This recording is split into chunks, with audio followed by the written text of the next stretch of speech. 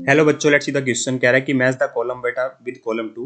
तो column one में लिखा है non super imposable mirror image. तो नॉन सुपर इम्पोजिबल मिरर जो इमेज जो बनाते हैं उनको इनिशियोमर्स बोला जाता है। क्या बोला जाता है? इनिशियोमर्स बोला जाता है। फॉर एग्जांपल दूं आपको, जैसे मेरा ए बी है, ये सी डी है, ठीक है। और इसकी non super imposable mirror image का मतलब हो गया बेटा, ये ए रहे, ये बी रहे, यहाँ पे सी आ जाए, डी आ जाए। तो एक दूसरे की मिरर इमेज तो है, पर ये एक दूसरे के ऊपर इम्पोज नहीं करेंगी। तो ऐसे कंपाउंड को बोला जाता है बेटा non super imposable mirror image. तो एक आएगा एस, यहाँ भी दे रखा है, यहाँ भी दे रखा है। थर्ड और फोर्थ ऑप्शन हो गए आउट। ठीक है। कंफर्मेशन क्या होता है बेटा मेरे, जिसमें सिंगल बॉन्ड काउंट रोटेशन हो, जैसे मेरे न्यूमन प्रोजेक्शन वगैरह होती है। यहाँ पे लिख रखा है ना, ये मेरा इक्लिप्स्ड एंड स्टैगर्ड फॉर्म। देखिए इक्लिप्स्ड फॉर्म का मतलब क्या हुआ, न्यूमन प्रोजेक्शन के अंदर देख सकते हैं। मान लीजिए दो कार्बन एटम, ये का एक कार्बन एटम ये है, एक कार्बन एटम बेटा ये, एक कार्बन एटम ये वाला है ना। ठीक है, ये मेरी इक्लिप्स्ड फॉर्म है। जब हमारा जो एंगल होगा वो क्या हो, जो मेरा टॉर्जनल एंगल होगा बेटा वो 0 डिग्री हो। तो ये मेरा मान लीजिए ए है, ये मेरा ए है, ये मेरा ए है, ये मेरा बी है, ये मेरा बी है, ये बी है। ठीक है, ये इक्लिप्स्ड फॉर्म होगी। और स्टैगर्ड फॉर्म क्या होगी बेटा, सिंगल बॉन्ड काउंट रोटेशन करेंगे हम। मतलब एक को तो एज इट इज रखेंगे सेम, ठीक है। पिछले बार कार्बन आइटम को रोटेट कर देंगे हम।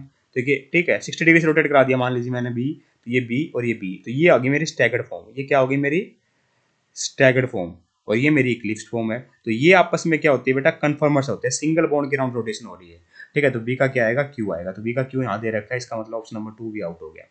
स्पेसिफिक रोटेशन की बात करें बेटा, तो पोलरिमीटर के अंदर हमारे जो ऑब्जर्वेशन आती है, एक्चुअली में होता है कि मान लीजिए मेरा कोई सोर्स ऑफ लाइट है, ठीक है, लाइट डाली बेटा, ठीक है। इसमें लाइट इस तरीके से जा रही होगी, बहुत सारी तरीके से, ठीक है। हम क्या करेंगे, निकोल प्रिज्म से पास करेंगे। ये मेरा निकोल प्रिज्म हो गया। तो इससे फायदा क्या होगा, मेरी लाइट क्या हो जाएगी, प्लेन पोलराइज हो जाएगी, कुछ इस तरीके से हो जाएगी, एक डायरेक्शन में हो जाएगी, इस तरीके से।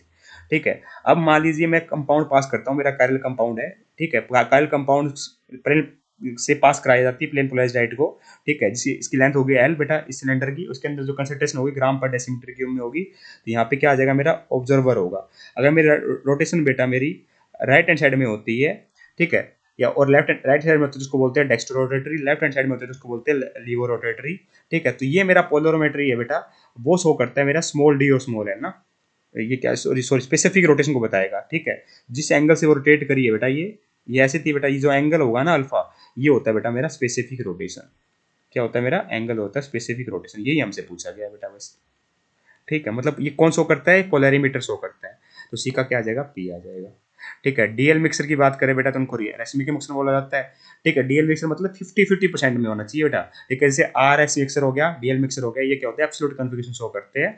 ठीक है, तो ये आ जाएगा मेरा रेशमी मिक्सर शो करेंगे। मान लीजिए मेरा एनएशोमर है, ये आर है, ये एस है, और ये डी और एल बोल लूँ। ठीक है, अगर ये 50% है, ये 50% है, तो इसको बोल देंगे ये रेसिमिक मिक्सर बन रहे हैं, है ना। ठीक है, हालांकि रेसिमिक मिक्सर को जरूरी नहीं 50-50 होते हैं, पर जनरली माना जाता है कि 50-50% में पाए जाते हैं, तो उनको रेसिंग मिक्सर बोलते हैं। ठीक, हाँ, परसेंटेज अलग हो सकती है, कहने का मतलब ये होगा रेसिंग मिक्सर में 50-50 होगी ना।